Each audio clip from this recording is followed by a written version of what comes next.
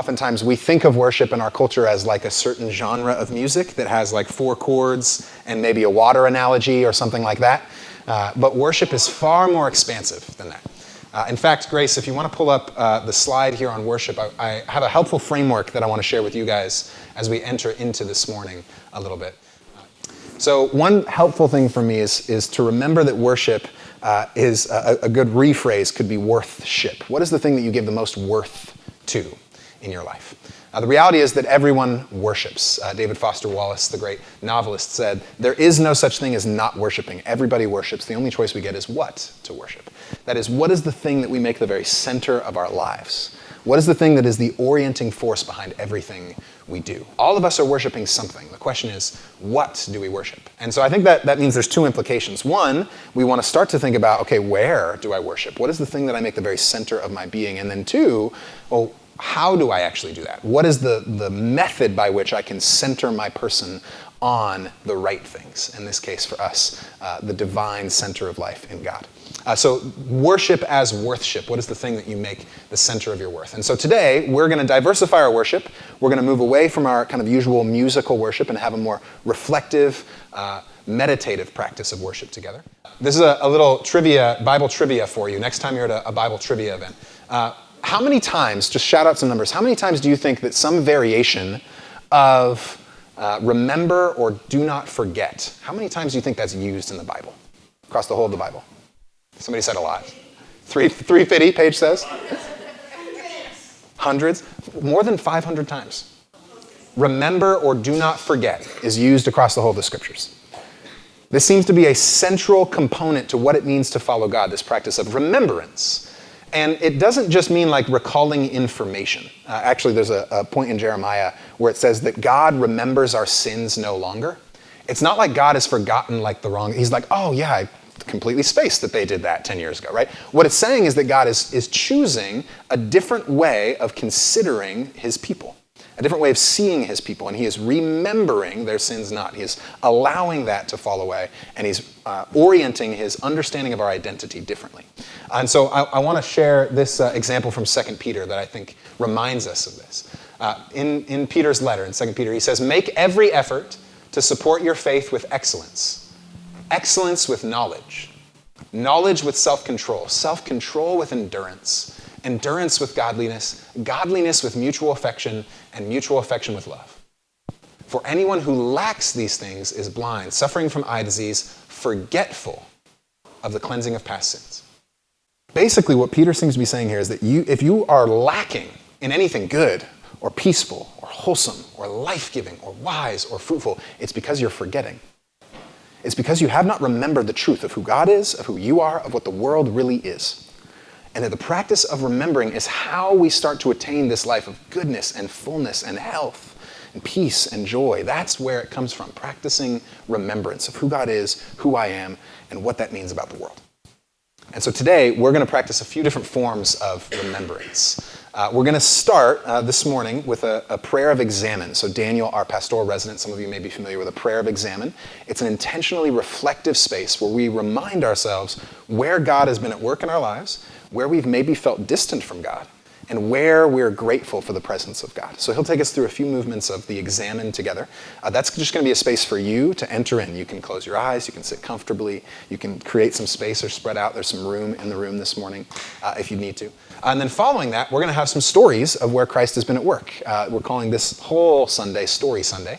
And so I'm going to be interviewing 3 of our Midtowners on the ways that they've seen Christ at work throughout their year. They're going to look back on their year. They're going to help give some insight into some reflection that they've done in their own lives. And our hope is that that resonates with all of us in the room as well. You'll get to know some folks here in our Midtown community and also get to maybe connect your story to theirs in one way or another. And then finally, I have a remembering practice that I want to give you all. I know the end of the year oftentimes is a time not just of looking back, but looking forward. What do we want to be? What sort of habits do we want to develop in the next year? This remembrance practice is designed to help you look back in order to look forward well. And so you can scan a QR code at the end and take that home, and you can practice that as you're wrapping up the year with your family or in your own time with the Lord. So that's our rhythms today. This whole morning will be a morning of remembrance. And so I want to actually start our time with a little scripture passage about remembering from Psalm 77. And then Jordan will play a song and Daniel will come on up to lead us this morning. So friends, hear these words from Psalm 77. I will call to mind the deeds of the Lord. I will remember your wonders of old. I will meditate on all your work and muse on your mighty deeds. Your way, O God, is holy. What God is so great as our God? You are the God who works wonders. You have displayed your might among the peoples. With your strong arm, you redeemed your people, the descendants of Jacob and Joseph. Selah. How you guys feeling after that practice? Give me some words. What words come to mind? Refreshed. Tired. What else? Distracted. Yes, Kaylin, thank you. Yeah. Bounces. Yeah, there's a great spiritual writer named Henry Nouwen who said that the spiritual life is impossible without silence. But many times we don't want to enter into silence because it opens up some inner chaos in us. We realize how overbusy or overstimulated our mind or our heart is, how often we're distracted. And that practice helps us move towards God in the middle of that. So yeah, thanks, Kaylin, for being honest. And Paige for mentioning that, I'm a little sleepy. Maybe it's been a busy week, which is okay. All those things are okay. And we give you guys, again, that practice so that you can incorporate it into your own life and into your own story. We want to become people who can center ourselves, center our hearts and our minds on God so that we might remember who he is and how he's leading us to show up in the world as people of love. What his grace actually does tangibly for us. So thanks for entering in, even if that might have been a little challenging or uncomfortable or distracting or whatever else. I pray that the Lord worked in it for you. And now I get the privilege of jumping into a really fun thing. We've got our best possible Mr. Rogers neighborhood setup up here, where we get to spend some time hearing some stories from folks in our community, their own practices of remembrance, the ways in which they have spent some time reflecting on what God has been up to in their life over the last year, and what that has meant for their spiritual growth and journey. And our hope is that you get to see some of your own story in these and also get encouraged in your own story. Dietrich Bonhoeffer once said that the Christ in my heart is weaker than the Christ in the heart of my brother or sister, and that I need to hear the way that Christ has been at work in the heart of my brother or sister in order to encourage me in my own walk. And so that's our hope today, is that we'd all walk away encouraged from these rememberings today. So I'm going to invite up, actually, our first. We have a special mug for her that has a D on it because her name starts with D. Daniela is going to be our first interview. So everyone, welcome Daniela for Story Sunday. Yeah, you can use the mic there. Good to see you, Daniela. You too. Yeah, Thanks. Glad you're here. Thanks for being willing to share a bit of your story. Thanks for inviting me. Yeah, for those who don't know you super well, give us a little kind of lowdown. I have 4 questions I want to ask you. 1, your name. 2, where you grew up. 3, what you do with your time during the week. And 4, your favorite ice cream flavor. Okay. Which is the most important of all the questions. Great. Yeah. Got it. Yeah. Hi, I'm Daniela Brandlin. I'm from Southern California. I moved to Arizona when I was 12. I actually work in California, so that's why I'm kind of in and out here, but have some good friends here. And what I do during the week, kind of the flow of my week, usually I like to spend time with God in the mornings. I'm quite a journaler, so I carry this a lot. It's actually kind of cool. It's one of those ones where you can take the journal out and put it back in the cover. So I love it. I love to reflect, and I work and then like to cook, spend time with friends. What I do for work is I'm a cellar hand at a winery, so I help winemakers make wine. Praise God. Which is really fun. Never thought I'd be in that, but it's kind of cool how God's woven that theme throughout my life, even as a kid. And I don't actually really drink much, which is ironic. But it's a really cool process to learn how to make something from the earth and kind of learn the fermentation process and turn it into something quite beautiful. That's mainly, and I do a lot of hospitality as well, and the tasting room, and have done restaurant hospitality. Nice. Well. Favorite ice cream flavor? Favorite ice cream flavor is the darkest chocolate you can get. Nice. I'm going to go for that. Love it. And if it's really special, I'm going to add cookie dough. So Nice. You mentioned the kind of connectedness of cultivating the earth and the resources of the earth that God has given us. Have you found spiritual significance in some of that, getting to practice this or embrace this? What's that been like for you? Oh my gosh, yeah, definitely. I mean, even just learning. So I work more in the winery side, not the vineyard side. So there's the whole agricultural plant side. I'm on the team that receives the grapes once they're ready to then ferment it, process it, get it ready to be bottled. But even in that, you realize, man, the way you tend the earth and the way you handle water and nutrients for the vines and learning how to work with the weather, it's very humbling because I think we want to control so much, and I think this industry really teaches me like to adapt and yield, and it teaches me a lot spiritually. Like I think I can control my life and like it's gonna be this way, but God's like, will you trust me? Like there's something greater at hand that you might not understand, but I'll teach you how to work with me in, for lack of a better term, the seasons, because that's what you have to do in the wine industry as well. Yeah. It's funny, Jesus and the scriptures in general use so many agricultural metaphors to describe the spiritual life, right? Developing of the fruit of the Spirit or being connected to the vine of Jesus, right, as the source of life. Yeah. And so you're getting these real tactile ways of experiencing that. That's good. Yeah. Where have you seen some of the ways that Christ has revealed himself to you over the last year, or ways you've experienced Christ in the last year, either in your work or beyond that, maybe connected to your work? Yeah. The first thing that comes to mind is, there's so many ways, but I think really diving into this industry has taught me a lot about depending on God, but I think he's also been showing me the importance of community, of people who, like being around people who know him. And I'm not one to want to just be in a bubble of Christians. Like I want to be around all types of people and beliefs, but I believe like we do need that community that is following Jesus around us. And so I think this year, having worked harvest seasons in 2 different hemispheres, so if I was just in the northern hemisphere, I just worked kind of like the fall season, which I did, but I also worked in the southern hemisphere, which their harvest is just coming up now. So doing that twice, like it's very full on, and you're working like 6 days a week. You're getting really close with your teammates. It's a lot of manual labor, but I went into that with a heart of like, God, I really want these people to know you. Like, please work through me. And it was really cool to do that, but I think I learned pretty quickly, because most of my coworkers aren't Christians, you can have that heart that like really wants to share Jesus, but you can't do it on your own. Like or only for so long. Like you need people around you. So I think whatever that is, whatever industry you are in, or if like it's with your family or friends, like I found the importance of having Christian community that you can go back to or connect with to be vital. And when I didn't have that, I was very humbled. But God's so kind in teaching me from that. Yeah. Well, and thanks for being willing to participate in that, right? You're actually exemplifying some of that and sharing your story today so that others in our community might get to learn from it.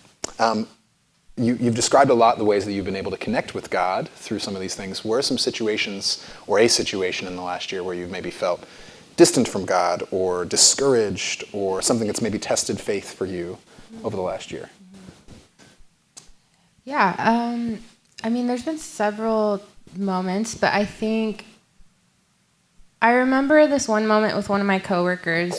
He was very anti-God, but because we all live on site together and we work together like crazy hours, he started to see like, okay, this person's not like insanely crazy. Like they just like Christians there's maybe more to it. But I remember this one conversation that we had, and he was like so angry about religion and about God and about like, how can you believe a God who blah, blah, blah, does all this stuff? And in my head, I'm like, oh, that's not God. Like, that's what people have done in the name of God, but that's not his heart.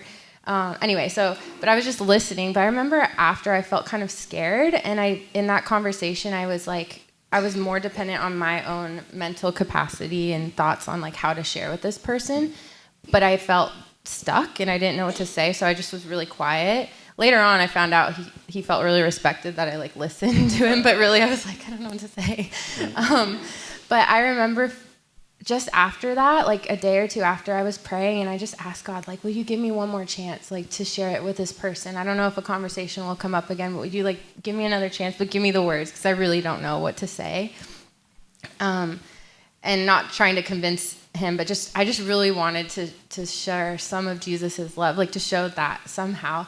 But I was so scared. And I remember praying that, and literally the next day, like, he just asked this question that opened up the conversation again. And I just remember that moment being like, God's like, okay, go. Do you remember the question? What was the question he asked, or where'd the conversation go? Do you remember? I think he was like, it was something like, so why do you go to church, or something like that. Yeah. That was just like a really easy segue into like, so what about you? And it was just such a cool moment of God reminding me, like, just ask me for things, for opportunities, for courage, for community, like friendship. So in the next harvest I went into, I remember praying for Christian friends, and God, like, provided that in the midst of those coworkers who didn't know him. And I don't know, that was like I just remember that moment. There's so many challenges, but that was like one specific one where I was like, oh, I failed. And God's like, I got you, and you don't have to do it, but I'm here if you want to do it together. Yeah, I think sometimes we forget that many of our neighbors, when we want to have spiritual conversations, are actually really curious and genuinely wondering, and that there's not a kind of ulterior motive they have to break us down. There's just a sense of, hey, this is weird to me. Like, I don't understand the practice. Help me understand. So yeah, I appreciate your willingness to enter into that conversation. One final thought as you think forward to the next year. What are some spiritual practices that you want to try to take on? Some spiritual growth or practices that you want to take on in the coming year? Yeah.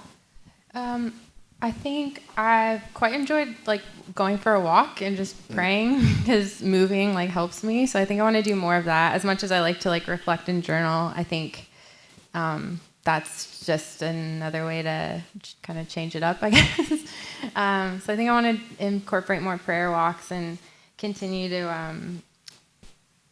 prioritize time with God in the mornings, which I do, but I think I want to challenge myself. I tried it twice and it was really hard, but I want to try like not looking at my phone first in the morning. Like, I have developed the habit of, I look at like the verse of the day first, but then I just go into everything else on my phone. Like, oh, it'd be kind of cool to develop, like, I don't look at that. And even just for 5 minutes, maybe stretch a little, and then 5 minutes of kind of what we were doing, like meditating or praying. I feel like that would be really challenging, but I want to try it. Yeah.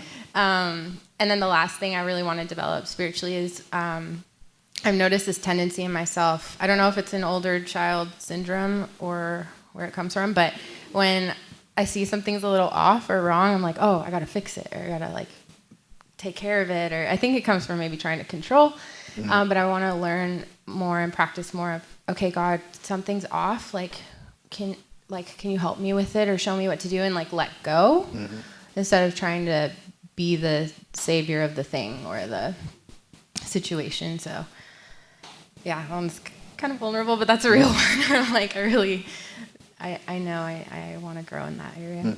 Yeah. No, thanks. Thanks for being vulnerable, Daniela, and thanks for sharing a bit with folks here in this room.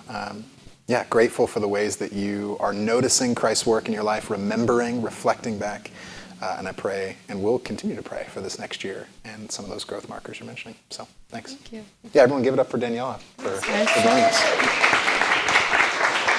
Yeah. All right, so we have another mug. This mug says, "My plants understand me." I don't know if that relates to our next candidate, but I hope that it does. Our next Story Sunday interview is a man who maybe has the strongest sweater game of any human I know. Also has a great softball game. I've played in lots of rec league softball with this guy. His name is Jackson Wangar. Jackson, come on up.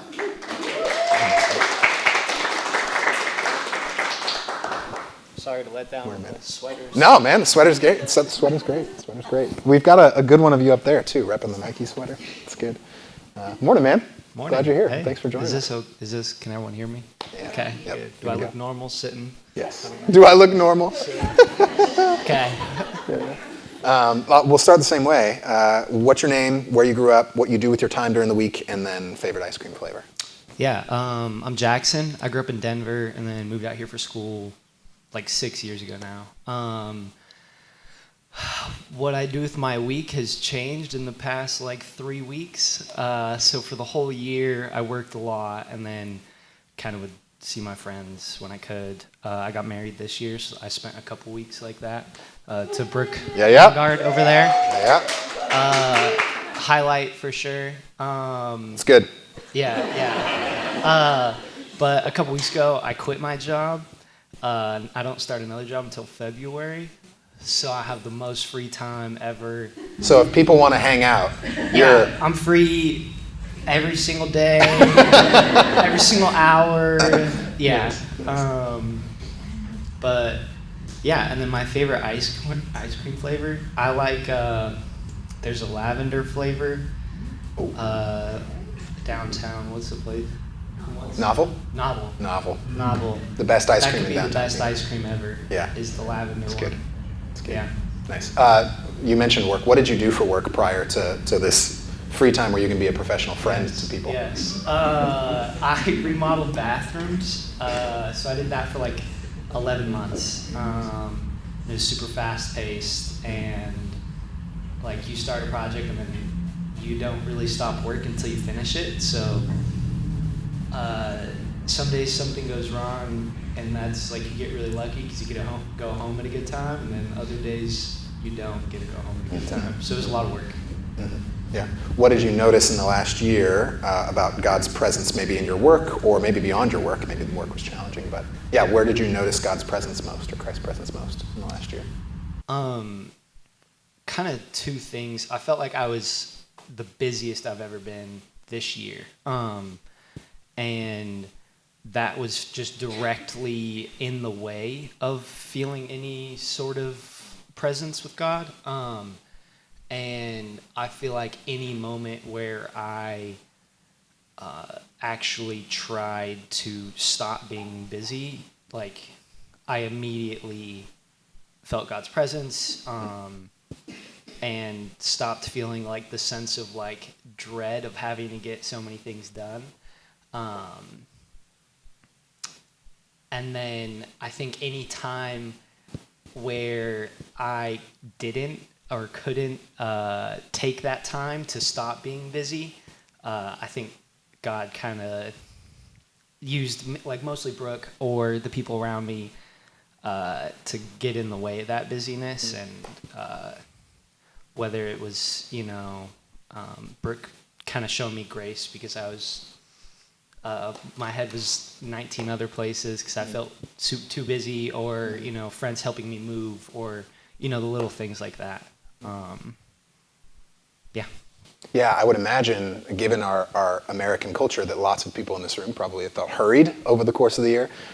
You mentioned like these little breaks that you were able to find in there. What did those practices look like, or what enabled you in the midst of that hurry? You mentioned Brooke and some other people. What were the things you would characterize as like, this enabled me to experience God in the midst of, or take a break from my hurry?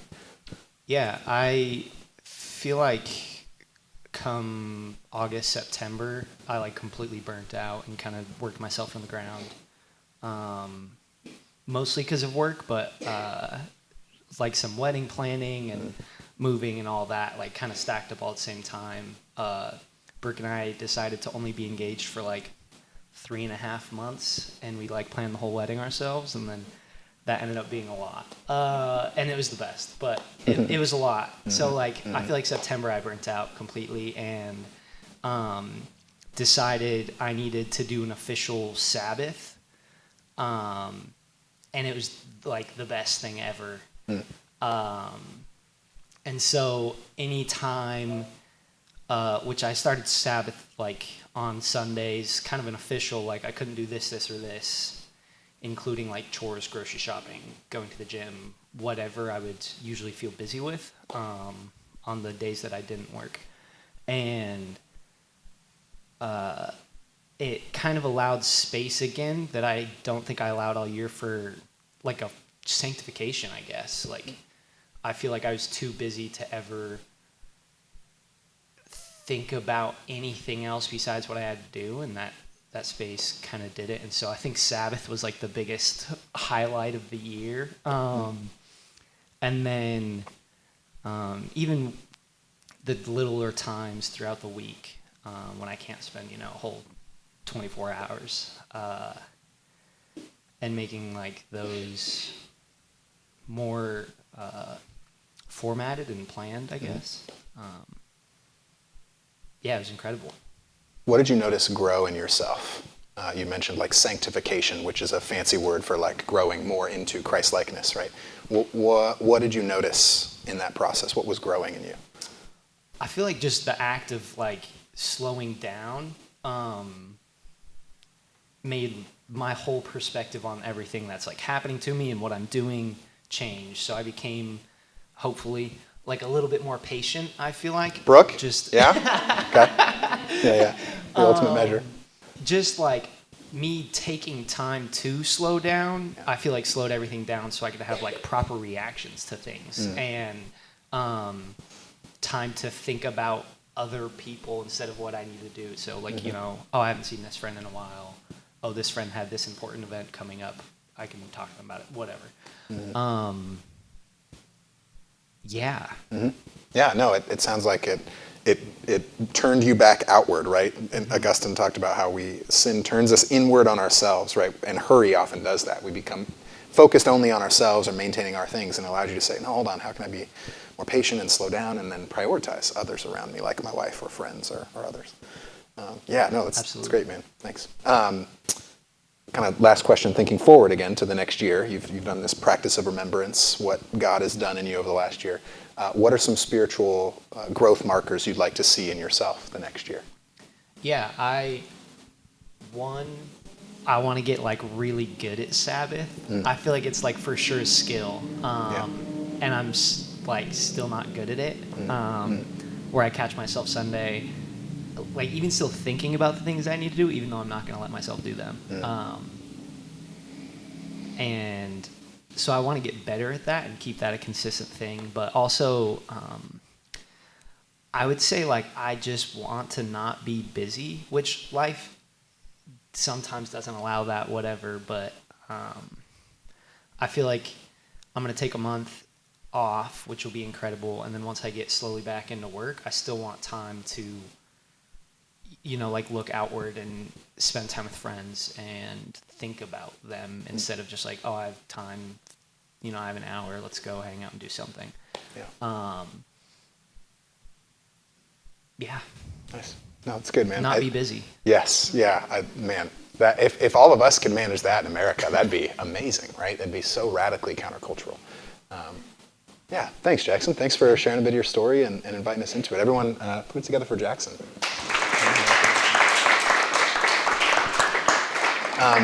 As just a quick note, if anyone is interested in the practice of Sabbath, if that's a new thing for you or that's something that maybe you're wanting to explore, the idea behind it starts actually in the opening pages of the Bible, where the culminating day of God's creation is a day of rest, a day of ceasing, where all things work together harmoniously for mutual flourishing.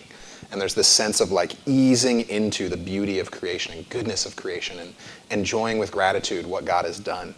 And throughout Israel's history and into Christian history, Sabbath has been a spiritual practice where we do that, where we rest in the goodness of God and do not work and do not try to bring anything from the land or move the land or manipulate the land or our work or the rest.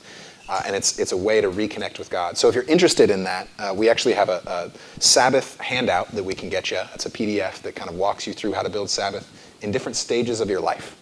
So if you have kiddos and it feels impossible, there are ways to practice Sabbath even with your kiddos. If you're someone who's single, there's ways to do that. If you're someone who has a big work schedule, there's ways to work Sabbath in. So if you're interested in that, let me know. I'd love to get you that Sabbath resource. Our final interview today for Story Sunday, I've got a third mug that is quite Christmas themed. So right on brand for this week, I'm going to be inviting Bailey up. Bailey, come on up.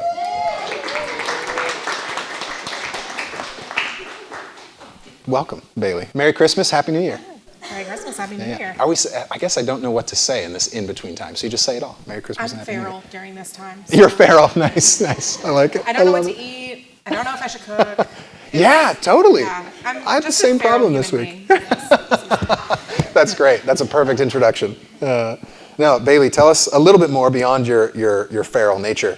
Tell us a bit about you. Tell us your name, where you grew up, what you do with your time during the week, and then favorite ice cream flavor. Yeah, so I'm Bailey. I'm feral. Hi. Hope everyone's cool with that. I am from Arkansas, so if I say y'all or talk really southern, that's why. Come on. I just moved here in August, so I'm brand new to being an Arizonian. I don't know. Arizonan, yeah, you got it the first time. Cool. Great. If you want to sound fancy, you go Phoenician, too. Oh, yeah, I'm a Phoenician for sure. Yeah. A feral Phoenician. Just add it all Nice. There it together. is. What I do with my days, so I work for a nonprofit organization that works with unaccompanied minors. So I provide legal aid to unaccompanied minors right now as a law grad. Hopefully if I pass the bar, then I will be an attorney. So I also spend my days studying for the bar exam. Mm-hmm. So T's and P's for that. Thank you. T's and P's, nice. Thoughts and prayers, in case you're wondering what that stands for. Sorry. And then my favorite ice cream flavor, this is like the most basic thing I could say. It is not vanilla, but it is chocolate. Like if I walk into an ice cream shop, I'm like, please just give me a scoop or 7 of chocolate. Nice. So, No, you've got an amen over there. That's fine. Yeah. Yep. Yeah, right there. Daniela's got it. So. Love it. Love it. Thanks. Yeah, as you think through, you mentioned like a big move. Obviously, there's been a few things that have happened in our culture that maybe affect your work as well in the last little while. And just language in our culture around unaccompanied minors and folks maybe who aren't of American citizenship and that sort of thing. Tell me a little bit about where you've seen God in the midst of move, in the midst of settling into a new place. Where have you experienced God or Christ in the middle of all that? Yeah, so I feel like it's easiest to see God in a season of transition. And this whole year has just been a theme of transition. So I graduated law school in May. I sold my house. Yeah. Nice. Yeah. Done with that part. I sold my house, started saying goodbye to all my friends while studying for the bar. So I did take the bar in July, did not pass, but that's okay. It's the bar's fault. Right. It's always the bar's fault. Somebody gets it. Yes. But when you're like studying for an exam, you should like never try to move across the country, sell your house, move in with a friend, and also say goodbye to everyone you've ever known. Yeah. I make great choices, in case you're wondering. So I feel like, the whole summer, I just really was like, this is really hard. Also I cry a lot. It's just part of who I am.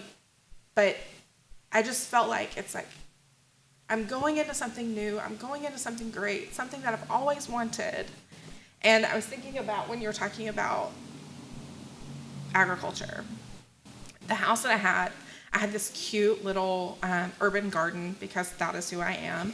And I had like started planting all these things. Like my sunflowers were growing, my watermelons were growing, and I had planted, I had watered, I had watched growth.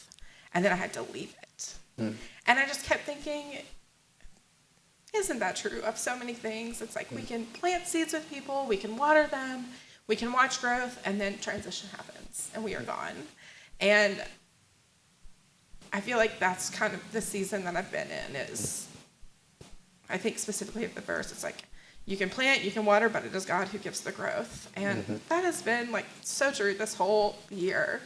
And I think that's what I want in my life. It's like I want to plant, I want to water, I want to watch the watermelon grow, but I would like to eat the watermelon.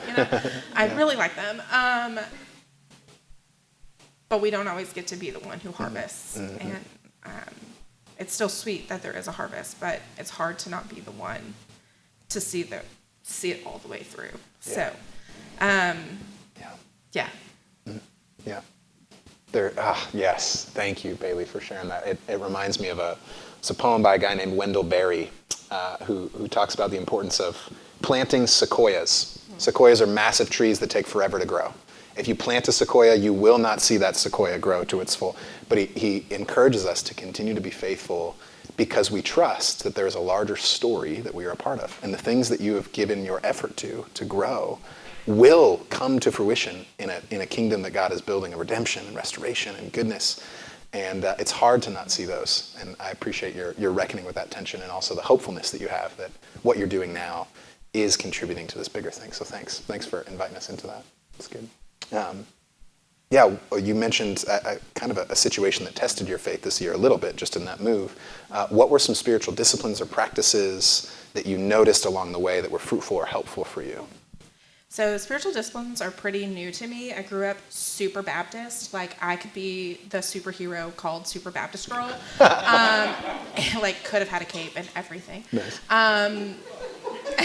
You're giving us great fodder for future like sketches or something like that. This is great. Listen, I am nothing if not just turning them out over here. Nice. With my chocolate ice cream. But so that was something that was for the Catholics or for other people. And so like we had never really learned about that. Right before COVID hit, like in 2019, one of my guy friends who is not a Christian was like, hey, there's this sermon series I think you would really like. And I was like, great. Wow. I don't know why you're listening to a sermon series, but fantastic. Please keep going. And he was like, it's about these things called spiritual disciplines. And so I like literally spent a whole year trying to learn what the spiritual disciplines were. So it's like each month I took, and I was like, learn about this, read a book, would like, I don't know, dive whole in. If you want to know one thing about me, if I don't know something, I'm going to spend a whole year trying to figure it out. Like, I will write a curriculum for myself. Again, I am feral. It is crazy. I did this with, like, Fruits of the Spirit when I was in college, because I was like, tell me more. Again, super Baptist. So as I, like, move into thinking of, like, how spiritual disciplines have, like, impacted me through, like, a season of failure, a season of transition, a season of, like, saying goodbye to so much. I had a 20-hour drive from Arkansas to Phoenix, and that's a lot of solitude, especially for someone who has like big extrovert energy.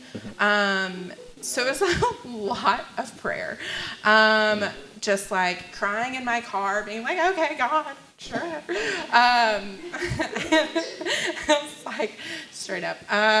Driving through Oklahoma, that'll make you pray. Yes, it will. Yes, it will. Sorry if you're from Oklahoma.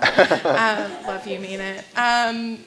But yeah, it's just, I spent a lot of time alone, a lot of time, like especially moving to a new place, like where you're getting to know people, just like really having to contend with like the silence, especially as someone who like would spend all my time with all people if I could all the time. Like racking up them friendship hours, like it was my job, like punching in the friendship clock. So being alone has been really good, of just being like, God is present in the silence. God is present in the rain. God is present outside. God is present in the mountains. And I was telling Clint before this, for Christmas, I didn't go home. And I drove up to the Grand Canyon for sunrise.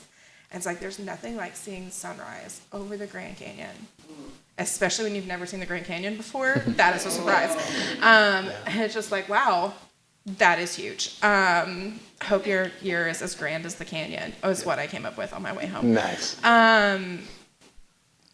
But really wanting to like invest in the silence and the solitude as someone who, I take in a lot of content, I take in a lot of friendship, like, so I like the noise and trying to settle the noise. Yeah. No, thank you so much.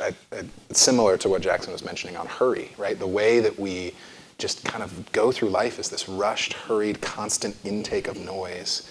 And oftentimes God is present in the still, small voice, not in the loud things. So, yeah. There's a great book on that, The Ruthless Elimination of Hurry by John Mark Comer. So, nod to that. Yep. I speed read it. 1.5 speed. If that doesn't say anything about hurry. Yeah, that's right. That's right. I don't know what does. All right. Last question, Bailey, to kind of move us. Yeah. What are some things, as you look forward to this next year, what are some specific spiritual growth markers that you are looking for, want to continue to develop in? So I really love Bibles. Like, that's a weird thing about me. And there's a lot of weird things about me, but... As a pastor, I would say that's a great thing about you. Yeah, well, you don't know yet. No, I'm just kidding. I really like reading different translations, so I try to, like, pick a new translation every so often. And for graduation, someone gave me a Native American New Testament. And so, Yes. yeah, so... That's amazing. Yeah. I'm really pumped about reading through that. I Yeah. took it with me to the Grand Canyon, but I forgot my jacket. And when it's like 27 degrees outside, you can't really like sit and read. Yeah, it was not a good idea. I make great choices again. But I want to read through the Native American New Testament and just see how it differs from, I don't know, my own tradition and upbringing. And I also want to get the Jewish Old Testament. Haven't done that yet. That's for like the second half of the year. But yeah, so those are things that I'm really looking forward to this year, post bar exam. So Yeah, it's different. Having different Bible translations can be so helpful to see different nuances, or I didn't think about it that way, or that phrasing really helps illuminate this. So, yeah. especially when thanks it's for from a sharing. different tradition, Totally. like growing up white in the South, you really only get one way of how things are. And as I've like kind of deconstructed, reconstructed, figuring out like my faith, finding different translations and looking at like what in my faith is actually foundational and this is just a Southern way of doing things. So It's good. It's good. Well, thanks, Bailey. Everyone, put it together for the Phoenician Bailey. Feral Phoenician. Yes, guys, thank you so much to those who are willing to gift us with their stories this morning. It truly was a gift for me to get to hear and process and see the ways that God has been at work in all of your lives. I hope that was true for all of you who were able to be here as well, and that as an encouragement, connect with those people. If there was something that stuck out about their story, you want to learn more, or you care really deeply about different Bibles, or whatever it is, right? Connect with these folks. They're part of our community. We want to make sure that we are continuing to mutually encourage one another in this following of Jesus. We're going to close our time by moving to the table together and partaking of Jesus, remembering who he is in our lives. So I'm going to pray, and then we're going to move to the table, friends.